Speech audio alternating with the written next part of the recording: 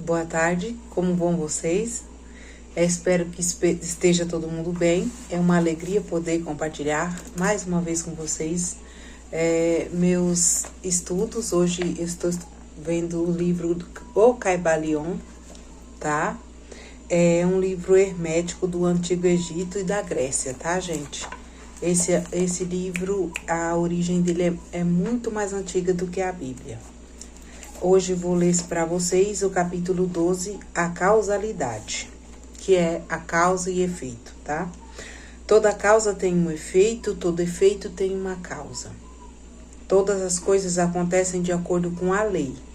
É sobre as leis do universo, tá, gente? Como funciona o universo, como que a gente entende sobre espiritualidade, sobre como funciona o meio que a gente vive.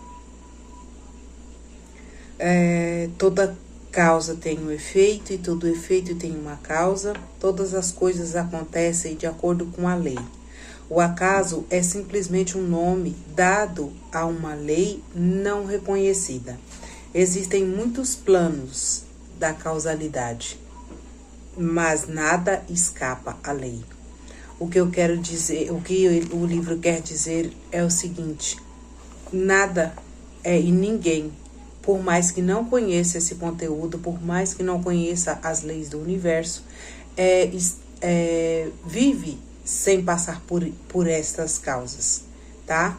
Essas leis funcionam na terra, no ar, em nós, nos pássaros, em tudo que há. Essa lei é observada desde os primórdios, desde os antigos essênios, os gregos, os egípcios, todas as religiões, tá? Observam esses fenômenos e explicam, né, como que funciona o universo.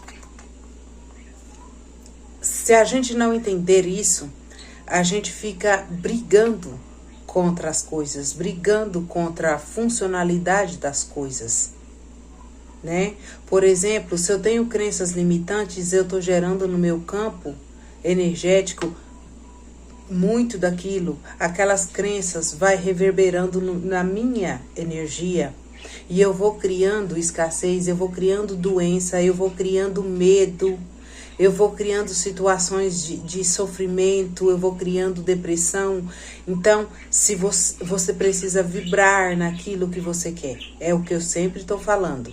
Se eu quero melhorar a minha vida, então eu tenho que vibrar em termos de melhorias, de prosperidade, de alegria, de ter uma família, naquilo que você quer. Se eu tenho medo de morrer só, provavelmente eu vou morrer só. Porque o medo cria, a ansiedade cria.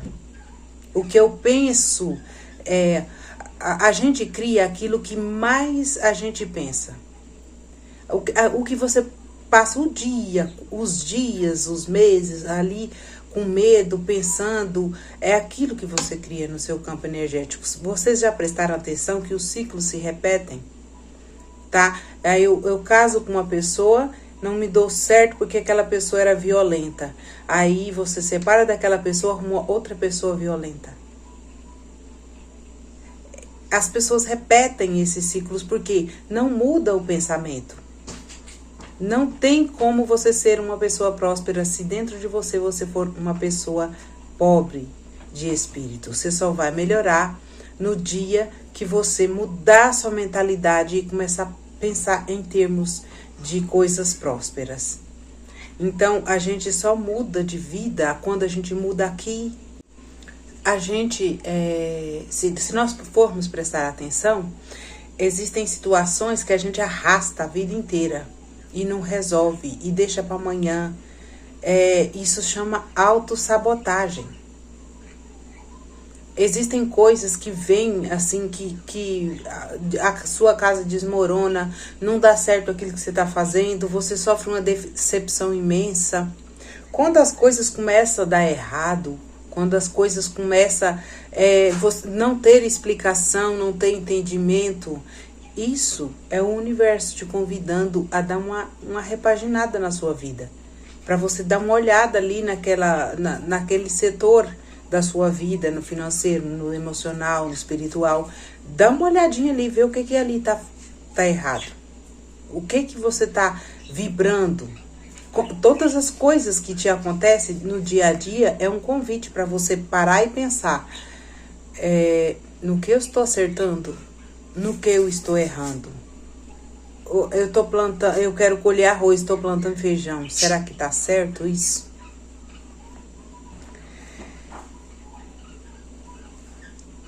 Sexto grande princípio hermético, o princípio da causa e efeito.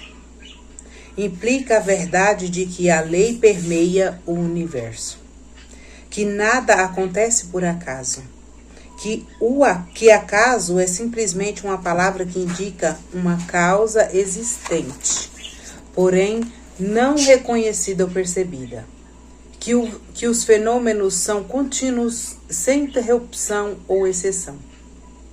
O princípio da causa e efeito subjaz a todo o pensamento científico, antigo e moderno, e foi enunciado pelos instrutores herméticos em tempos remotos. Embora tenham surgido muitas e variadas disputas entre as diversas escolas de pensamento, essas polêmicas giravam sobretudo em torno dos detalhes das operações do princípio e, ainda mais frequentemente, tratavam do significado de determinadas palavras. O princípio subjacente de causa e efeito foi considerado correto por praticamente quase todos os pensadores do mundo dignos desse nome. Pensar em outro modo seria subtrair os fenômenos do universo ao domínio da lei e da ordem e relegá-los ao domínio de algo imaginário a que os homens deram o nome de acaso. Sincronicidade, acaso. Um pouco de atenção mostrará a todos que, na verdade, não existe nada que se possa chamar de puro acaso. O Webster's dicionário define a palavra acaso da seguinte maneira: um suposto agente ou modo de atividade diferente de uma força, uma lei ou um propósito. A operação ou atividade de tal agente, o suposto efeito de tal agente, um acontecimento, contingência, causalidade, etc. Contudo, uma breve reflexão vos mostrará que não pode haver um agente como o acaso, no sentido de alguma coisa excêntrica à lei, alguma coisa exterior à causa e efeito. Como poderia existir algo que estivesse em ação no universo fenomênico, ignorando por completo as leis, a ordem e a continuidade deste último? Algo assim dependeria por completo da orientação ordenada do universo, ou seria, portanto, superior a ela. Não podemos imaginar nada fora do todo que esteja fora da lei. Isso simplesmente porque o todo é a própria lei. O todo aqui chamado é Deus. Nada é fora dele. Tudo é Deus. Tudo é Ele se multiplicando. Tudo. Não há lugar no universo para uma coisa fora e independente da lei. A existência de tal coisa tornaria sem efeito todas as leis naturais e mergulharia o universo em anarquia e falta de leis. Um exemplo disso, fácil de entendimento, é que se você pensar que apenas um cometa, uma estrela, um soprar do vento fora do lugar, já imaginou? Você já observou os planetas em órbita? Um fora do lugar era o fim do mundo. Assim, ó, nada tá fora do lugar, nada tá fora do lugar, nada. Percebe? Se uma estrela falar, eu não quero ficar nesse lugar hoje, eu vou para outro lugar, ela sair atropelando todos os restos dos planetas. Então, nada é fora do lugar no universo. Um exame cuidadoso mostrará que aquilo que chamamos de acaso nada mais é um termo destinado a exprimir as causas obscuras, causas que não conseguimos perceber, causas que não conseguimos compreender. Em inglês, acaso, chance, deriva de fall, que significa cair, e, como substantivo, queda. Deriva como em a queda dos dados, dando a ideia de que tal queda é as de muitos jogos de azar. É o que eu te falei. Dando a ideia de que tal queda é de muitos jogos de azar. Ou seja, um acaso você ganhar alguma coisa jogando numa maquininha. É simplesmente um acontecimento fortuito, episódio eventual, que não tem relação com nenhuma causa. E é esse o sentido em que geralmente se emprega o termo. Todavia, quando a questão é examinada de perto, vê-se que não há nenhum acaso.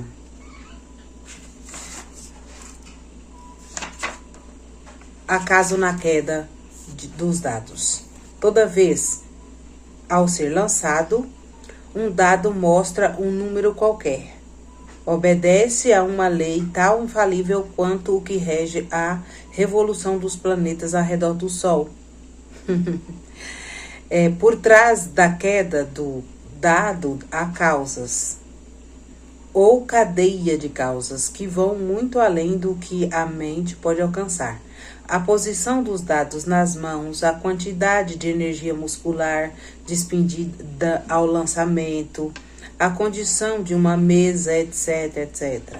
São causas cujo efeito pode ser visto. Contudo, por trás dessas causas observáveis, existem cadeias de causas invisíveis, cada um das quais exerce uma influência sobre o número do dado que se lança para cima.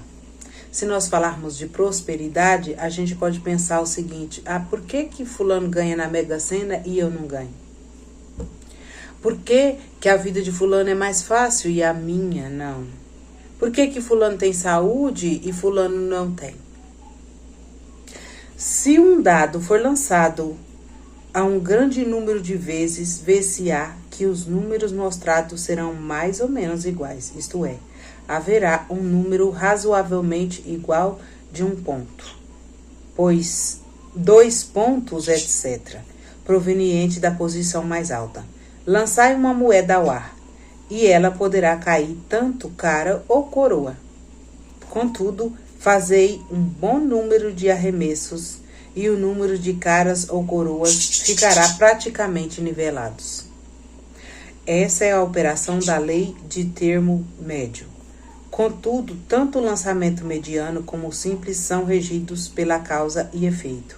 E se conseguíssemos examinar as causas precedentes, veríamos claramente a impossibilidade de o dado cair de maneira diferente do que fez, nas mesmas circunstâncias e ao mesmo tempo. Dadas as mesmas causas, os mesmos resultados serão obtidos. Sempre há uma causa e um porquê para todos os acontecimentos. Nada acontece sem uma causa, ou melhor dizendo, sem uma cadeia de causas. Há alguma confusão surgiu na mente de pessoas que consideram esse princípio, porque não conseguiriam explicar como uma coisa poderia ser a causa e a outra coisa, isto é ser a criadora de segunda coisa. Na verdade, nenhuma coisa pode causar ou criar outra coisa. Causa e efeito lidam apenas com acontecimentos. Um acontecimento é aquilo que advém, chega ou acontece como resultado ou consequência de algum acontecimento precedente. Nenhum evento cria outro evento, mas é simplesmente um elo precedente na grande cadeia ordenada de acontecimentos procedentes da energia criadora do todo. Há uma continuidade entre todos os acontecimentos precedentes, consequentes e subconsequentes. Há uma relação entre tudo o que veio antes e tudo o que vem agora. Uma pedra é deslocada de um lugar montanhoso e quebra o teto de uma cabana lá embaixo, no vale. À primeira vista, consideramos isto como um acontecimento aleatório. Porém, quando aprofundamos nosso exame da questão, encontramos uma grande cadeia de causas por trás desse acontecimento. Em primeiro lugar, houve a chuva que amoleceu a terra, que sustentava a pedra e que deixou cair.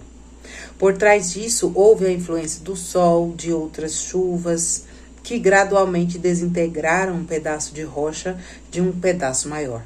Depois, houve as causas que levaram à formação da montanha e do seu surgimento no solo graças às convulsões da natureza. E assim por diante, ad infinitum. Depois poderíamos procurar as causas que produziram a chuva. Em seguida, poderíamos examinar as causas da existência do telhado. Em suma, logo nós deveríamos envolver numa profusão de causas e efeito de cujas malhas intrinsecadas logo desejariam nos desenredar. Assim como um homem tem 2 pais, 4 avós, 8 bisavós, 16 trisavós e assim por diante, até que em 40 gerações se calcule que o número dos avós remonte a muitos milhões.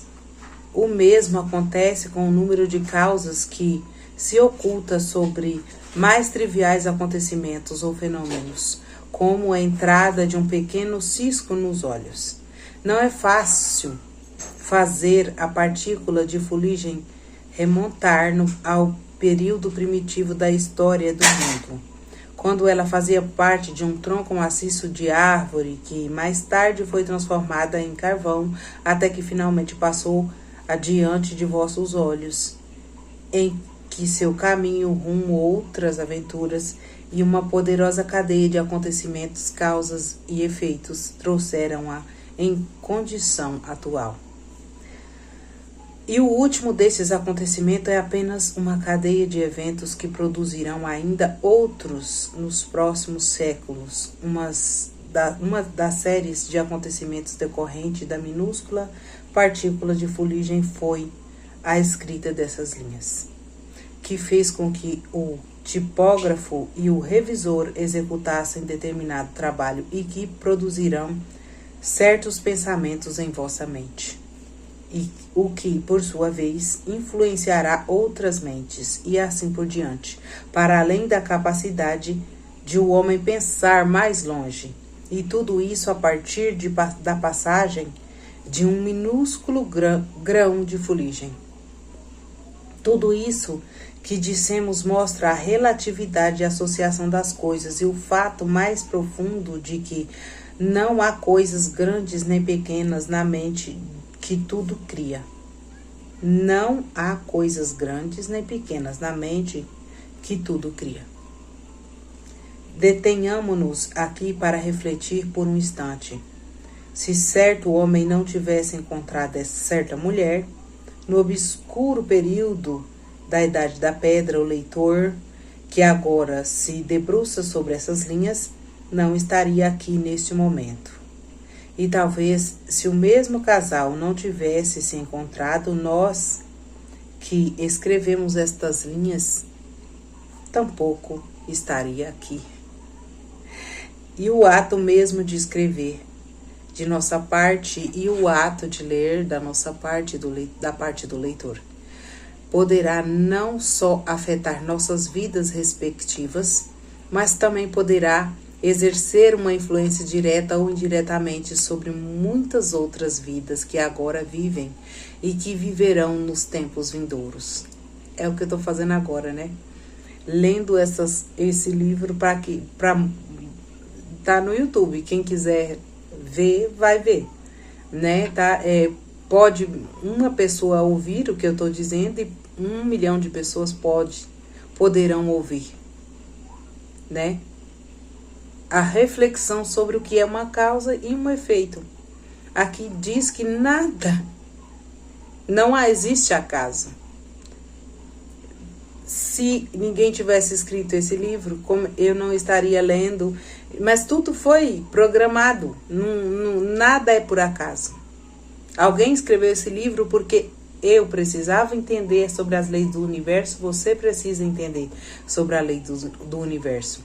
Esse é um dos poucos livros que explica tão claramente o que as leis do universo.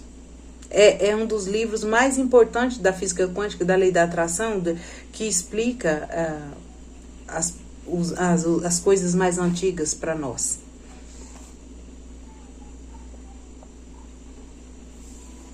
Por várias razões, nesta obra não queremos entrar em consideração sobre o livre-arbítrio ou o determinismo. Entre essas razões, diversas razões, a principal é que nenhum lado da controvérsia é totalmente exato.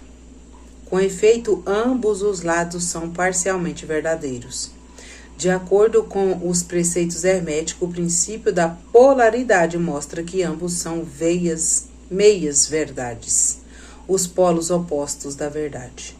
Os preceitos ensinam que o homem pode ser livre e, ao mesmo tempo, limitado pela necessidade, dependendo do significado dos termos e da elevação da verdade, a partir da qual a questão é examinada.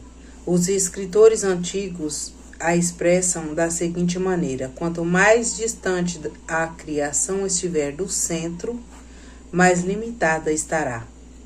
Quanto mais dele se aproximar, mais livre será. A maioria das pessoas é mais ou menos escrava da hereditariedade no meio ambiente, etc. E se manifesta muito pouca liberdade. São guiadas pelas opiniões, costumes e ideias do mundo exterior e também por suas emoções, sensações e condições. Não manifesta nenhum domínio digno desse nome. Repudiam a afirmação com desprezo, dizendo: ora, claro que sou livre para agir e proceder como bem me apraz. Só faço o que quero fazer, mas não conseguem explicar direito de onde provém o que quero e como bem me apraz. O que faz querer fazer uma coisa de preferência a outra, porque lhes apraz. Como fazer isso e não aquilo? Não há um porquê associado a seu prazer ou querer. O mestre pode transformar esses prazeres e quereres em outros, na extremidade oposta do polo mental. Ele é capaz de querer por querer, em vez de querer porque algum sentimento, estado de espírito, emoção ou sugestão ambiental provoca nele uma tendência ou um desejo de fazer alguma coisa de um jeito e não do outro. A maioria das pessoas é arrastada como a pedra que cai, submissa ao meio ambiente, às influências exteriores e às condições e desejos internos, para não falar dos desejos e das vontades de outros mais forte que elas, da hereditariedade.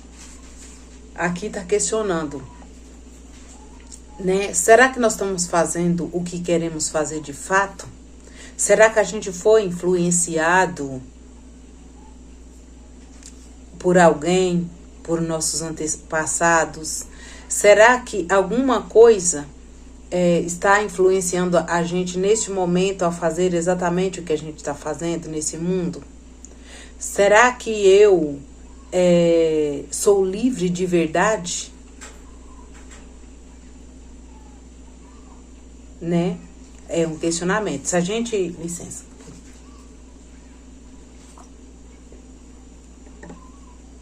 Se a gente não sair da Matrix, nós vamos continuar vendo acasos do ambiente, da questão, empurrando sem nenhuma resistência, nenhum exercício da vontade de sua parte, movidas como os peões do tabuleiro de xadrez da vida. Será que a gente está sendo igual os tabuleiros de xadrez? Alguém está manipulando a gente igual o ventríloco?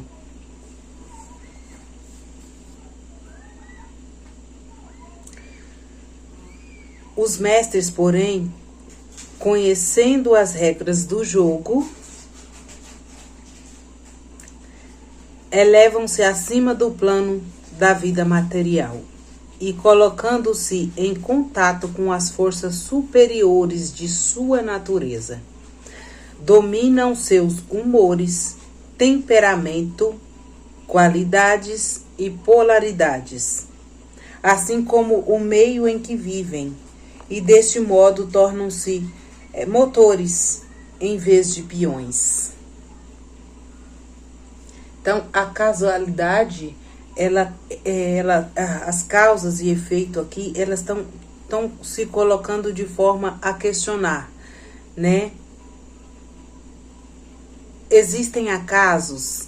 Você está no seu lugar certo, na hora certa? Será quem te empurrou até onde você está? Né? Então, se eu tenho leis do universo, então eu devo observá-la.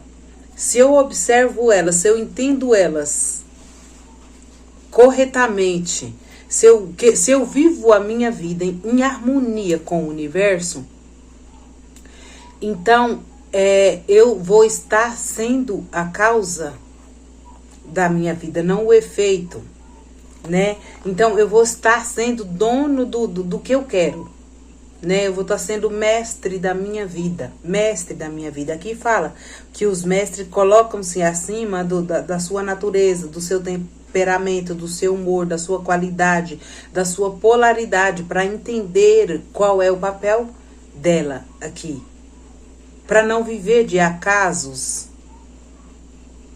ou manipulados, né? Não queria usar a palavra manipulado, mas é óbvio.